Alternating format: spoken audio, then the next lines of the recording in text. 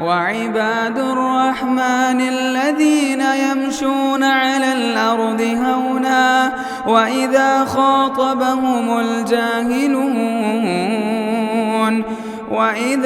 خاطبهم الجاهلون قالوا سلاما.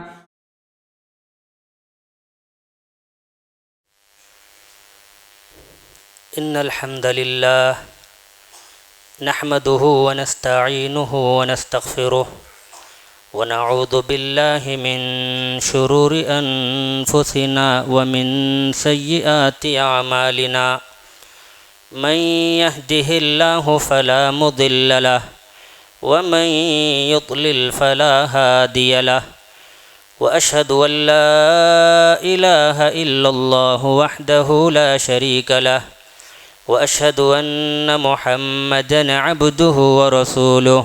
أما بعد فإن خير الحديث كتاب الله وخير الهدي هدي محمد صلى الله عليه وسلم وشر الأمور محدثاتها وكل محدثة بدعة وكل بدعة ضلالة وكل ضلالة في النار.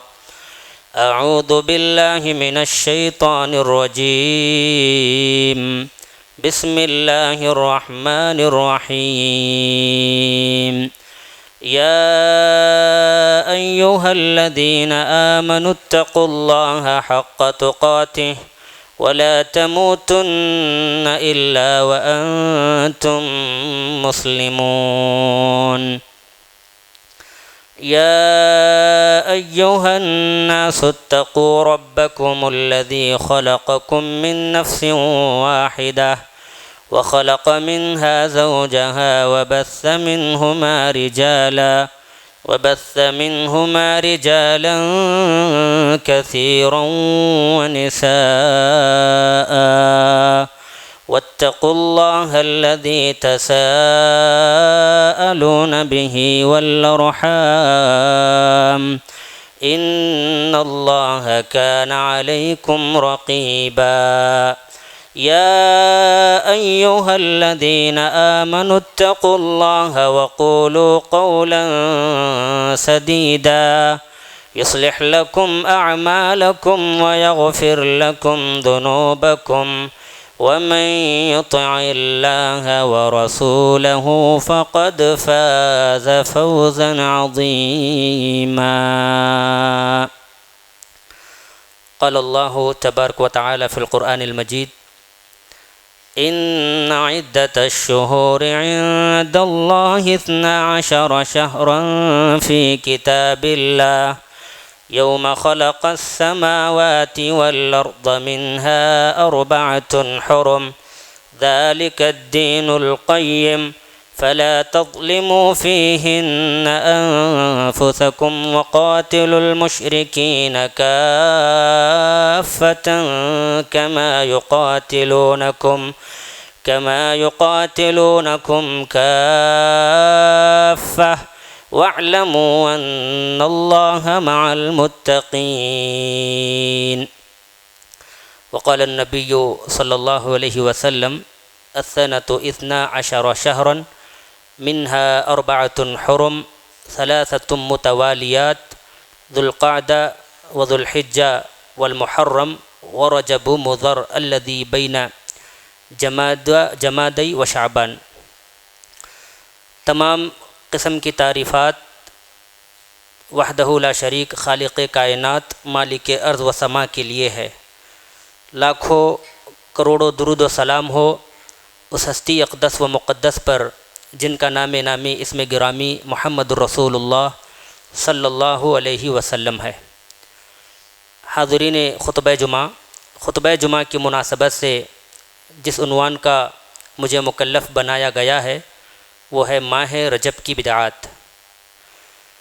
قرآن مجید میں اللہ تعالیٰ نے فرمایا: ان عدت الشہور عند اللہ 12 شہرا فی کتاب اللہ یوم خلق السماوات والارض منها 4 حرم ذلك الدین القیم فلا تظلموا فیہن انفسکم.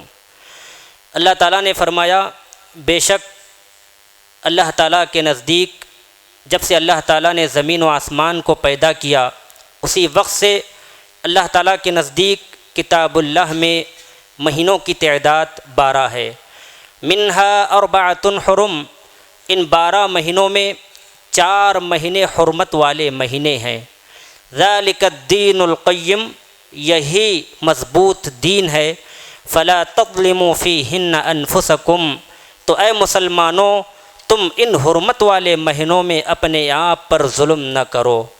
حرمت والے مہینے کون سے ہیں؟ اس کی وضاحت محمد رسول اللہ صلی اللہ علیہ وسلم کی حدیث مبارکہ سے ہوتی ہے۔ آپ صلی اللہ علیہ وسلم نے فرمایا السنۃ 12 شہرا، سال 12 مہینوں کا ہوتا ہے۔ منہا اربعۃ حرم، ان 12 مہینوں میں 4 مہینے حرمت کے مہینے ہیں۔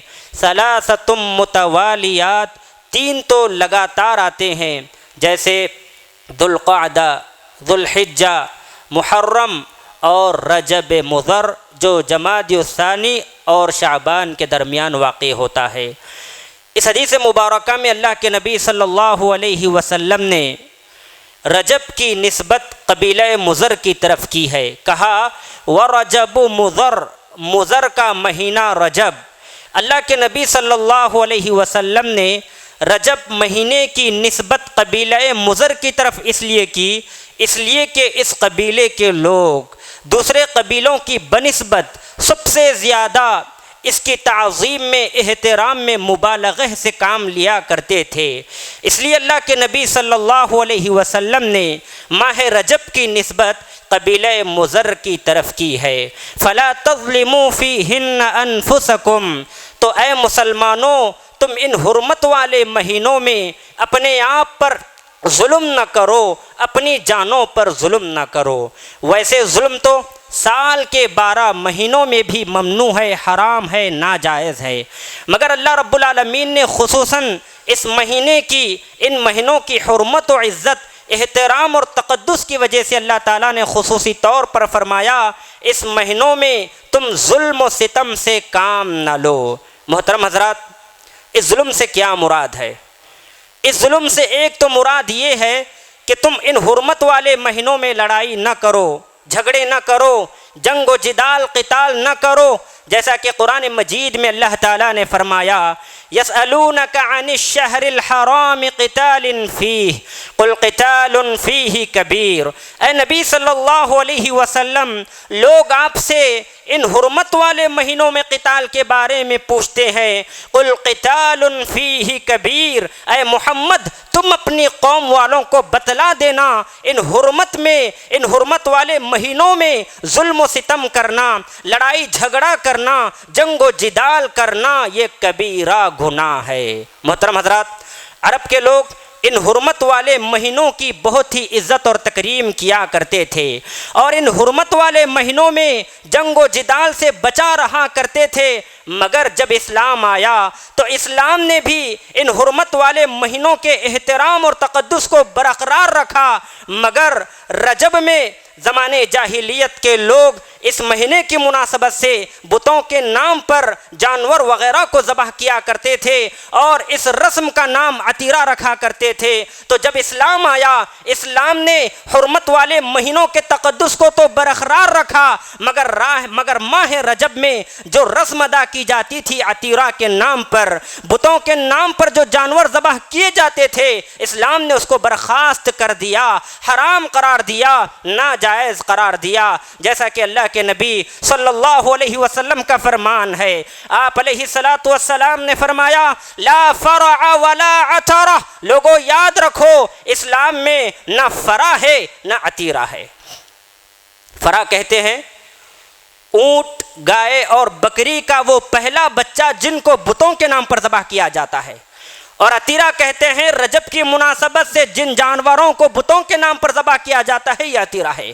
تو اللہ کے نبی صلی اللہ علیہ وسلم نے فرمایا لا فرع ولا عتیرہ، اے میری امت کے لوگوں سن لو، اسلام میں نہ عتیرہ ہے نہ فرع ہے۔ محترم حضرات، ظلم سے ایک مراد یہ بھی ہے فلا تظلموا فیہن انفسکم، لوگوں تم اللہ کی نافرمانی کر کے، اللہ تعالیٰ کی معصیت کا ارتکاب کر کے اپنے جانوں پر، اپنے آپ پر ظلم نہ کرو۔ آج دیکھا جاتا ہے بہت سارے مسلمان ایسے ہیں، ان حرمت والے مہینوں میں بھی، ان حرمت والے مہینوں کا تقدس اور احترام کرنے کی بجائے ان حرمت والے مہینوں میں لڑائی جھگڑے، جنگ و جدال، قتال کا مظاہرہ کرتے ہیں، اور اس کے برعکس ان مہینوں میں بدعت سے بچنے کی بجائے، حرام کاموں کو کرنے سے بچنے کی بجائے آج کا مسلمان ان حرمت والے مہینوں میں جنگ و جدال بھی کرتا ہے اور اللہ تعالیٰ کی نافرمانیوں کا مظاہرہ بھی کرتا ہے اور بدعات، محدثات، خرافات کو انجام بھی دیتا ہے۔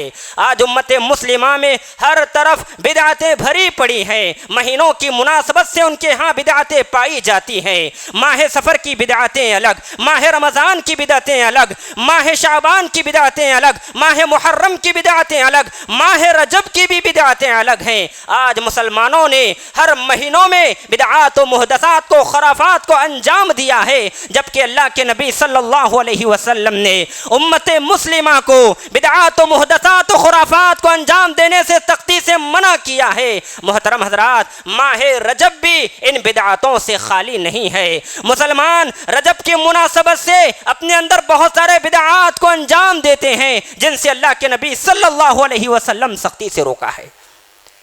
ماہ رجب کی بدعات میں سے ایک بدعت صلاۃ الرغائب ہے۔ یہ ایسی نماز ہے جن کو مسلمانوں کی جانب سے ادا کیا جاتا ہے۔ سب سے پہلے یہ بات یاد رکھیں، اسلام میں صلاۃ الرغائب کا کوئی ثبوت نہیں پایا جاتا۔ محمد الرسول اللہ صلی اللہ علیہ وسلم نے اپنی پوری زندگی میں، اللہ کے نبی صلی اللہ علیہ وسلم نے کبھی بھی صلاۃ الرغائب نہ اس کا اہتمام کیا، نہ آپ صلی اللہ علیہ وسلم نے لوگوں کو پڑھنے کی تلقین فرمائی ہے۔ بطور دلیل جو حدیث پیش کی جاتی ہے وہ یہ ہے، اللہ کے نبی صلی اللہ علیہ وسلم نے فرمایا، رجب شہر اللہ وشعبان شہری ورمضان شہر امتی۔ آپ علیہ الصلوۃ والسلام نے فرمایا، لوگو رجب اللہ کا مہینہ ہے، شعبان میرا مہینہ ہے، اور رمضان میری امت کا مہینہ ہے۔ اس حدیث کے آگے لکھا ہے، جو انسان ماہ رجب میں ایک دن کا، جو انسان ماہ رجب میں جمعرات کے ماہ رجب کی پہلی جمعرات کے دن کا روزہ رکھتا ہے اور جمعہ کی رات مغرب اور عشاء کے درمیان 12 رکعت نماز ادا کرتا ہے، دو دو کر کے، اس طرح کہ سورۃ الفاتحہ کے بعد ہر رکعت میں 3 مرتبہ سورۃ القدر کی تلاوت کرتا ہے اور 12 مرتبہ قل هو اللہ احد یعنی سورۃ الاخلاص کی تلاوت کرے، اور جب نماز سے فارغ ہو جائے تو مجھ پر یہ درود پڑھے، اللہم صلی علی محمد النبی الامی وعلی آلہ، پھر سجدے میں چلا جائے اور سجدے میں جانے کے بعد 70 مرتبہ اس دعا کا اہتمام کرے، سبوح قدوس رب الملائکۃ والروح، اور جب پھر سجدے سے سر اٹھائے تو اس دعا کو 70 مرتبہ پڑھے، رب اغفر ورحم وتجاوز عما تعلم انک انت العزیز الاعظم، اور دوسری رکعت بھی اس طرح ہی ادا کرے اور اللہ تعالیٰ سے جو چیز مانگے اللہ تعالیٰ اس کی مراد کو پوری کرے گا۔ اس حدیث کو بطور حجت بنا کر امت کے بہت سارے افراد ماہ رجب کی مناسبت سے صلاۃ الرغائب جیسی بدعت کو انجام دیا کرتے ہیں۔ محترم حضرات، سب سے پہلے یاد رکھیں، یہ جو حدیث ہے یہ موضوع ہے۔ ابن الجوزی رحمۃ اللہ علیہ نے اپنی کتاب الموضوعات میں اس حدیث کو ذکر کرنے کے بعد کہا، ھذا حدیث موضوع، یہ روایت موضوع ہے، محمد الرسول اللہ صلی اللہ علیہ وسلم پر گھڑی گئی ہے۔ اور امام ذہبی رحمۃ اللہ علیہ اس حدیث کے راویوں کے سلسلے میں فرماتے ہیں، بل لعلہم لم یخلقوا، شاید کہ اس حدیث کے راوی پیدا ہی نہیں ہوئے۔ تو کیا پتہ چلا؟ یہ حدیث موضوع ہے، قابل حجت نہیں ہے۔ اور آج لوگوں میں دیکھا جاتا ہے، لوگ فرض نمازوں کی بجائے سنن و نوافل کا زیادہ سے زیادہ اہتمام کرتے ہیں۔ فرض نماز کو ترک کر کے نماز تہجد کا اہتمام کرتے ہیں، فرض نماز کو ترک کر کے نماز تراویح کا اہتمام کرتے ہیں، اور نعوذ باللہ یہ سمجھتے ہیں اگر ہم سے نماز تہجد اور نماز تراویح ترک ہو جائے تو یہ بڑے گناہ کا کام ہے۔ محترم حضرات، ایسے لوگ خطا پر ہیں، غلطی پر ہیں۔ یاد رکھیں، اگر نماز تہجد کا اگر کوئی نہ پڑھے تو گنہگار نہیں ہے، اگر کوئی نماز تراویح کو ترک کر دے وہ گنہگار نہیں ہے، اور اگر کوئی نماز فرض کو ترک کر دے، فرض نمازوں کو چھوڑ دے تو ایسا انسان گنہگار ہے۔ اللہ کے نبی صلی اللہ علیہ وسلم نے فرمایا من ترک الصلاۃ متعمدا فقد کفر، جس نے جان بوجھ کر ایک نماز بھی چھوڑ دی وہ دائرہ اسلام سے خارج ہو گیا۔ امت میں ایسے کتنے افراد پائے جاتے ہیں جو صلاۃ الرغائب جیسی بدعات کو انجام تو دیتے ہیں، صلاۃ الرغائب کا اہتمام تو کر لیتے ہیں، مگر فرض نماز جس کو اللہ رب العالمین نے ایک مومن پر 5 وقت کی نماز مقرر وقت پر فرض کی ہے، اس نماز کو ترک کر دیتے ہیں۔ محترم حضرات، تو ان تمام دلائل سے یا دلائل کے تجزیے سے یہ بات معلوم ہوتی ہے اسلام میں صلاۃ الرغائب نامی کوئی نماز موجود نہیں ہے، اور جو نماز کا اہتمام کرتے ہیں صلاۃ الرغائب ایسے انسان خطا پر ہیں، غلطی پر ہیں، بدعت پر ہیں۔ انہیں چاہیے وہ اللہ تعالیٰ سے توبہ کریں اور صلاۃ الرغائب جیسی نمازوں کو چھوڑ دیں، ترک کر دیں، اور اس کے بدلے اللہ تعالیٰ نے جو نمازیں مومنوں پر فرض کی ہیں فرض نماز، ان کی پابندی کریں، ان کا اہتمام کریں۔ اسی طرح ماہ رجب کی بدعات میں سے ایک بدعت روزے رکھنا۔ بہت سارے افراد ایسے ہیں رجب کی مناسبت سے فضیلت کا اعتقاد رکھ کر رجب کی مناسبت سے رجب میں روزے رکھنے کا سلسلہ رکھتے ہیں، جبکہ اللہ کے نبی صلی اللہ علیہ وسلم سے ماہ رجب میں فضیلت کا اعتقاد رکھ کر روزے رکھنا یہ نبی صلی اللہ علیہ وسلم کی صحیح حدیث سے ثابت نہیں ہے، اور نہ ہی یہ بات پائے ثبوت کو پہنچی ہے کہ اللہ کے نبی صلی اللہ علیہ وسلم نے اس ماہ رجب میں روزے رکھے ہوں۔ اور جو لوگ بطور دلیل حدیث پیش کرتے ہیں وہ یہ ہے ان رجب شہر عظیم، بے شک رجب کا مہینہ عظمت والا مہینہ ہے، جو انسان رجب کی مناسبت سے ایک دن کا روزہ رکھتا ہے اللہ تعالیٰ اس کے لیے 1000 سال کے روزے لکھ دیتا ہے، اور جو انسان ماہ رجب کی مناسبت سے 2 دن کے روزے رکھتا ہے اللہ تعالیٰ ایسے انسان کے لیے 2000 سال کے روزے لکھ دیتا ہے، اور جو انسان ماہ رجب کی مناسبت سے 3 دن کے روزے رکھتا ہے اللہ تعالیٰ اس شخص کے لیے 3000 سال کے روزے لکھ دیتا ہے، اور جو انسان ماہ رجب کی مناسبت سے 7 دن کے روزے رکھتا ہے اس سے جہنم کے دروازے بند کر دیے جاتے ہیں، اور جو انسان ماہ رجب کی مناسبت سے 8 دن کے روزے رکھتا ہے جنت کے 8 دروازے اس کے لیے کھول دیے جاتے ہیں، جس جنت کے دروازے سے چاہے وہ داخل ہو جائے، اور جو انسان 15 دن کے روزے رکھتا ہے تو اس کی نیکیوں اس کی برائیوں کو نیکیوں میں تبدیل کر دیا جاتا ہے، اور آسمان سے ندا لگانے والا یہ ندا لگاتا ہے، یہ اعلان کرتا ہے اللہ تعالیٰ نے تمہاری مغفرت فرما دی، لہذا جو شخص اور زیادہ روزے رکھتا ہے اس کو اور زیادہ عطا کر دیا جاتا ہے۔ اس حدیث کو بطور دلیل پیش کر کے امت کے بعض افراد رجب کے مہینے میں روزے رکھتے ہیں۔ سب سے پہلے یہ جان لیں یہ حدیث بھی موضوع ہے، اللہ کے نبی صلی اللہ علیہ وسلم سے یہ حدیث ثابت نہیں ہے، آپ صلی اللہ علیہ وسلم پر یہ حدیث گھڑی گئی ہے۔ اسی طرح ایک اور روایت پیش کرتے ہیں من صام یوما من رجب وصلى فيه 4 ركعات يقرأ في اول ركعة 100 مرة آية الكرسي وفي الركعة الثانية 100 مرة قل هو اللہ احد لم يمت حتى يرى مقعده من الجنہ، یہ حدیث پیش کرتے ہیں۔ اللہ کے نبی صلی اللہ علیہ وسلم نے فرمایا جو انسان رجب کے ایک دن کا روزہ رکھتا ہے اور اس میں 4 رکعت نماز ادا کرتا ہے اور ہر رکعت میں 100 مرتبہ آیت الکرسی تلاوت کرے اور 100 مرتبہ قل هو اللہ احد پڑھتا ہے، اس طرح کر کے نماز ادا کرتا ہے تو اللہ کے نبی صلی اللہ علیہ وسلم نے فرمایا لم یمت حتی حتی یری مقعدہ من الجنہ، ایسا انسان اس وقت تک نہیں مرے گا جب تک کہ وہ اپنا ٹھکانہ جنت میں نہ دیکھ لے۔ اس حدیث کو حجت بنا کر لوگ ماہ رجب میں مخصوص فضیلت کا اعتقاد رکھ کر مخصوص روزے رکھتے ہیں، تو ایسے افراد جان لیں یہ حدیث بھی محمد رسول اللہ صلی اللہ علیہ وسلم سے ثابت نہیں ہے، یہ حدیث بھی موضوع ہے۔ ابن الجوزی رحمۃ اللہ علیہ اس حدیث کو اپنی کتاب الموضوعات میں لکھ کر فرماتے ہیں ھذا موضوع علی رسول اللہ صلی اللہ علیہ وسلم واکثر رواته مجاہیل۔ یاد رکھیں یہ حدیث بھی نبی صلی اللہ علیہ وسلم پر گھڑی گئی ہے، یہ حدیث بھی موضوع ہے، قابل حجت نہیں ہے، اور اس حدیث کے اکثر راوی مجہول ہیں، یعنی پائے ہی نہیں جاتے، تو یہ حدیث بھی ضعیف ہے، موضوع ہے، اور یہ حدیث بھی قابل حجت نہیں ہے۔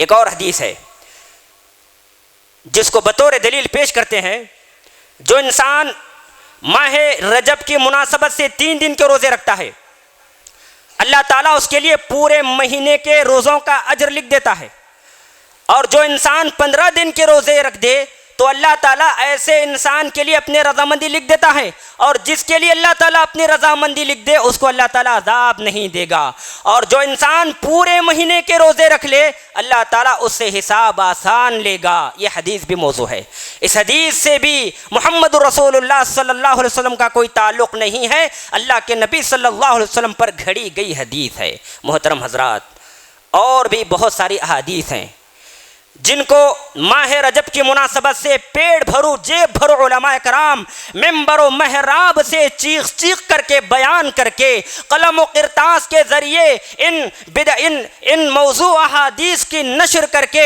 لوگوں کے گمراہی اور ضلالت کا سبب بن رہے ہیں، اس کی وجہ بن رہے ہیں۔ یاد رکھیں محمد رسول اللہ صلی اللہ علیہ وسلم پر جان بوجھ کر جھوٹ گھڑنا یہ جہنم میں جانے کے مترادف ہے۔ اللہ کے نبی صلی اللہ علیہ وسلم نے فرمایا من کذب علی متعمدا فلیتبوأ مقعدہ من النار۔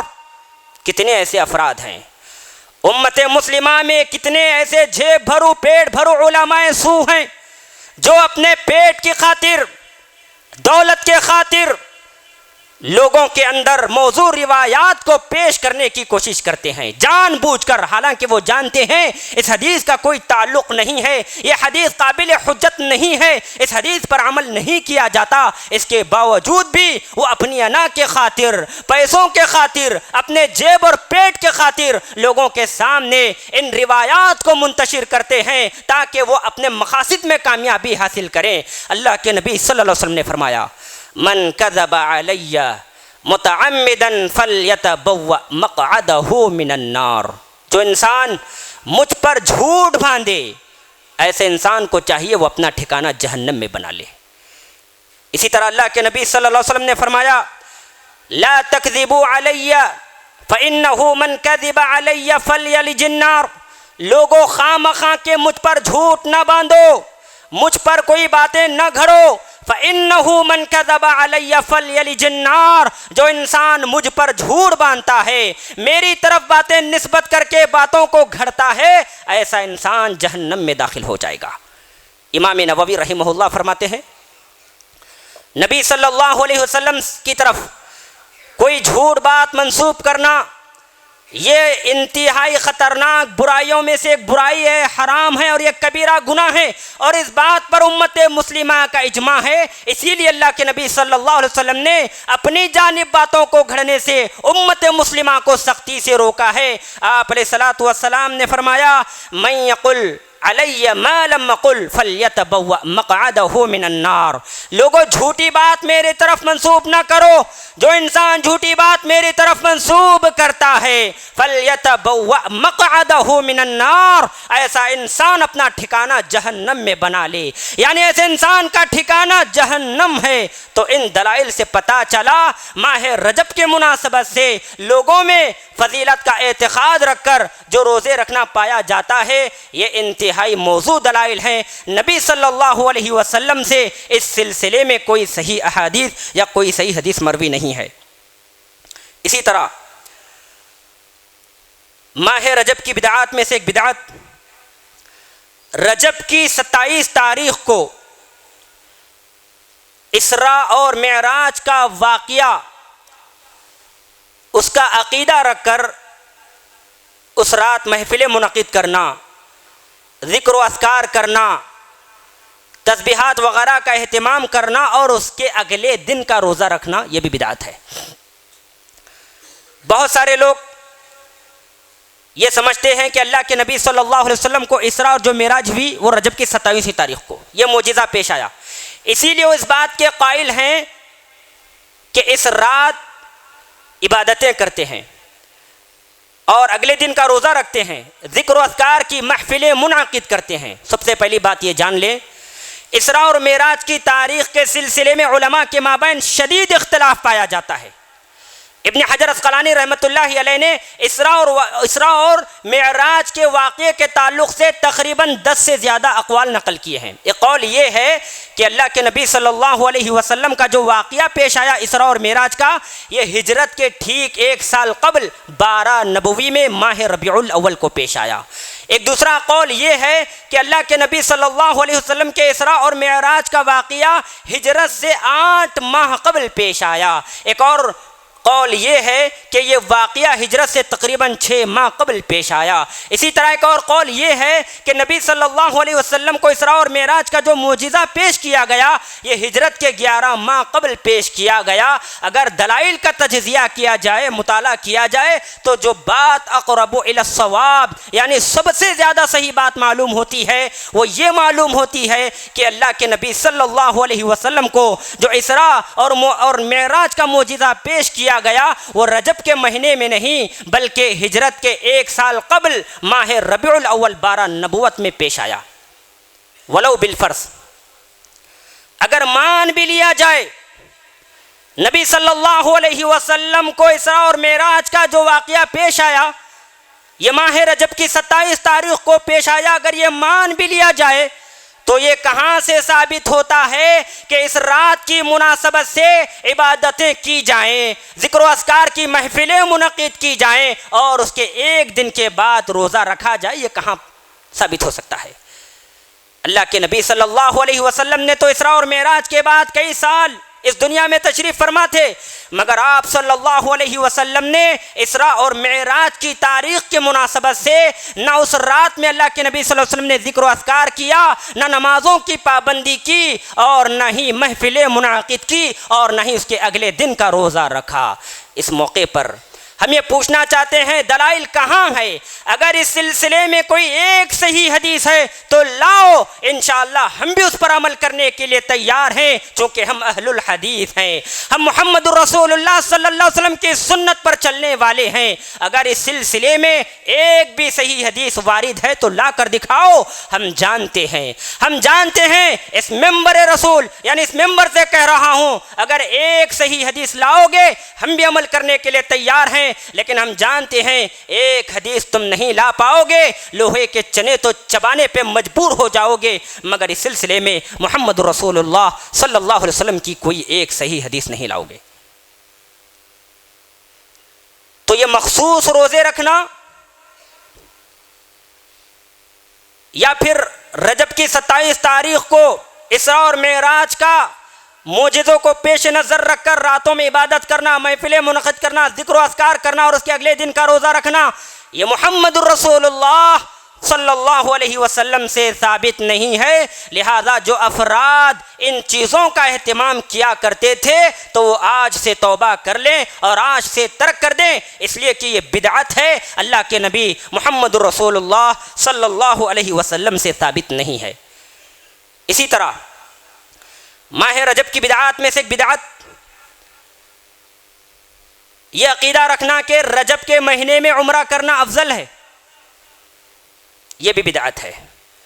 بہت سارے افراد کا یہ عقیدہ ہے کہ اگر رجب کے مہینے میں عمرہ کیا جائے تو یہ افضل ہے۔ سب سے پہلے یہ بات یاد رکھیں، محمد رسول اللہ صلی اللہ علیہ وسلم کی جانب سے اس معاملے میں کوئی صحیح حدیث وارد نہیں ہے، اور نہ ہی یہ بات پائے ثبوت کو پہنچ چکی ہے کہ آپ صلی اللہ علیہ وسلم نے ماہ رجب میں عمرہ ادا کیا ہو۔ اللہ کے نبی صلی اللہ علیہ وسلم نے کبھی بھی ماہ رجب میں عمرہ ادا نہیں کیا۔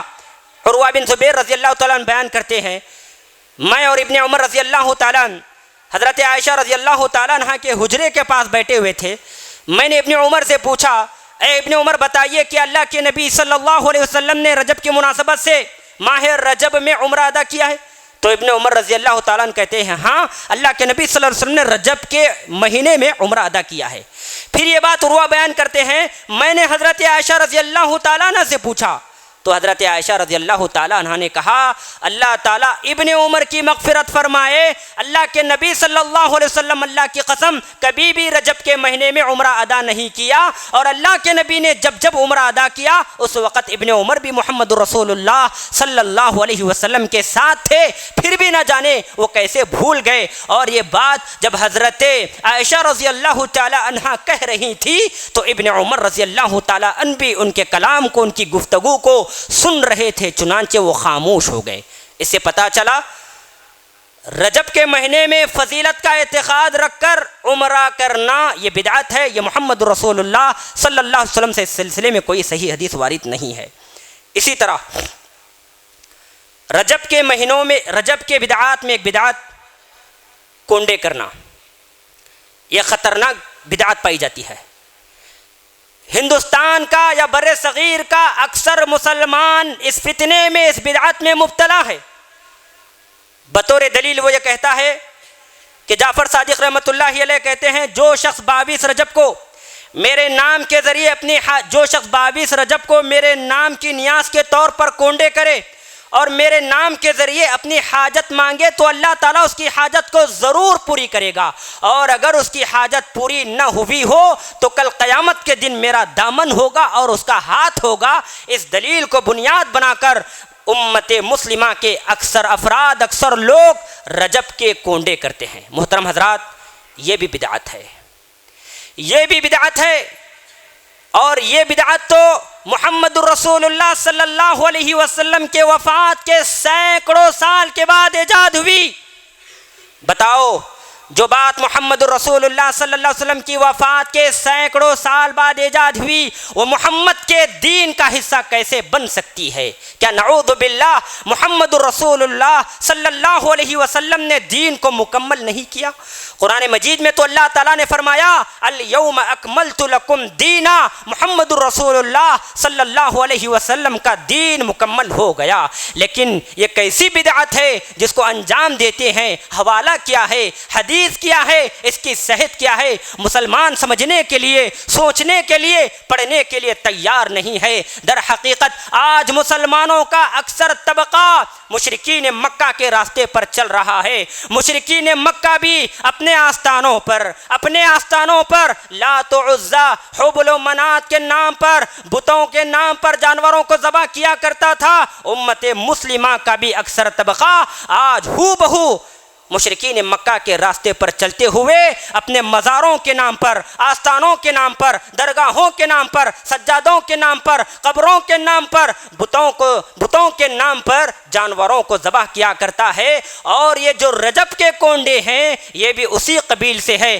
وما اہل بہ لغیر اللہ، اللہ تعالیٰ نے غیر اللہ کے نام پر نظر و نیاز کرنے کو حرام قرار دیا، کہا وما اہل بہ لغیر اللہ. تو محترم حضرات، رجب کے کونڈے وغیرہ منانا، صلاۃ الرغائب وغیرہ کا اہتمام کرنا، ماہ رجب کی مناسبت سے مخصوص روزے رکھنا، ماہ رجب کی مناسبت سے اس مہینے میں فضیلت کا اعتقاد رکھ کر عمرہ ادا کرنا، یہ سب ایسے خطرناک بدعت ہیں جو انسان کو جہنم کی طرف لے جا رہے ہیں، اور انسان اس کا شعور بھی نہیں رکھتا. جبکہ اللہ کے نبی صلی اللہ علیہ وسلم کی عادت مبارکہ یہ تھی، آپ علیہ الصلاۃ والسلام اپنے ہر خطبہ حاجت میں لوگوں کو بدعت سے اجتناب کرنے کی تلقین کیا کرتے تھے، اور بدعت کی گمراہیوں اور اس کی خطرناکیوں کو لوگوں کے سامنے بیان کرتے ہوئے کہتے سب سے بہتر کتاب اللہ کی کتاب ہے، اور سب سے بہتر طریقہ محمد الرسول اللہ صلی اللہ علیہ وسلم کا طریقہ ہے. صلاۃ الرغائب ادا کرنا یہ محمد الرسول اللہ کا طریقہ نہیں ہے. ماہ رجب کی مناسبت سے مخصوص روزے رکھنا یہ محمد الرسول اللہ صلی اللہ علیہ وسلم کا طریقہ نہیں ہے. اور رجب کی مناسبت سے کونڈوں کا اہتمام کرنا یہ محمد الرسول اللہ صلی اللہ علیہ وسلم کا طریقہ نہیں. اور آگے اللہ کے نبی فرماتے کل محدثۃ بدعہ، کل محدثۃ بدعہ، ہر بات جو دین میں ایجاد کی گئی ہو وہ بدعت ہے، وکل بدعۃ ضلالہ، اور بدعت گمراہی کی طرف لے جانے والی ہے، وکل ضلالۃ فی النار، اور گمراہی جہنم کی طرف لے کر جانے والی ہے۔ اور اسی طرح اللہ کے نبی صلی اللہ علیہ وسلم نے فرمایا من عمل عملا لیس علیہ امرنا فہو رد، جو انسان محمد الرسول اللہ صلی اللہ علیہ وسلم کے طریقے کو چھوڑ کر اپنے لوگوں کی باتوں کو مانتا ہے، اپنے پیر اور مرشد کی باتوں کو مانتا ہے، صلاۃ الرغائب جیسی نماز ادا کرتا ہے اور دیگر بدعات و محدثات و خرافات کو انجام دیتا ہے، تو یہ بات یاد رکھیں انسان کو کوئی بھی ثواب نہیں ملنے والا سوائے اس کا جسم تھکنے کے، صرف اور صرف اس کا جسم تھکے گا اور اس کو کوئی اجر و ثواب حاصل ہونے والا نہیں ہے۔ اس لیے کہ اللہ کے نبی صلی اللہ علیہ وسلم نے فرمایا من عمل عملا لیس علیہ امرنا فہو رد، جو انسان ایسا عمل کرے جس پر ہمارا قول نہ ہو، ہمارا فعل نہ ہو، ہمارا حکم نہ ہو، تو ایسا عمل قابل مردود ہے، اس کا کوئی ثواب ملنے والا نہیں ہے۔ اس حدیث مبارکہ کو سامنے رکھیں اور صلاۃ الرغائب کو جاننے کی کوشش کریں۔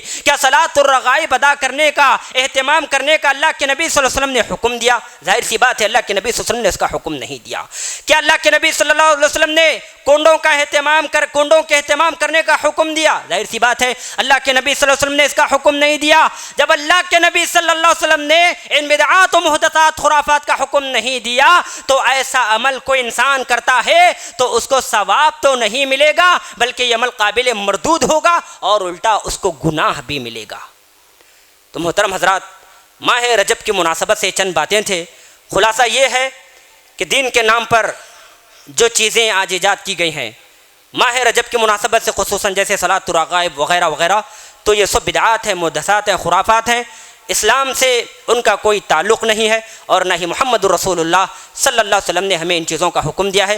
اللہ تعالیٰ سے دعا ہے اللہ تعالیٰ ہم تمام کو صحیح معنوں میں محمد الرسول اللہ صلی اللہ علیہ وسلم کی اتباع اور اطاعت کرنے کی توفیق عطا فرما۔ آمین وآخر دعوانا ان الحمدللہ رب العالمین۔ مسجد عباد الرحمن کے پلیٹ فارم سے ہونے والی دعوت و تبلیغ کے مشن کو آگے بڑھانے میں ہمارا بھرپور ساتھ دیں۔ علم و عمل سے ناطہ جوڑنے کے لیے اہل علم سے جڑیں۔ مسجد عباد الرحمن کے یوٹیوب چینل کو سبسکرائب کریں اور آگے شیئر کرنا ہرگز نہ بھولیں۔ فجزاکم اللہ خیر۔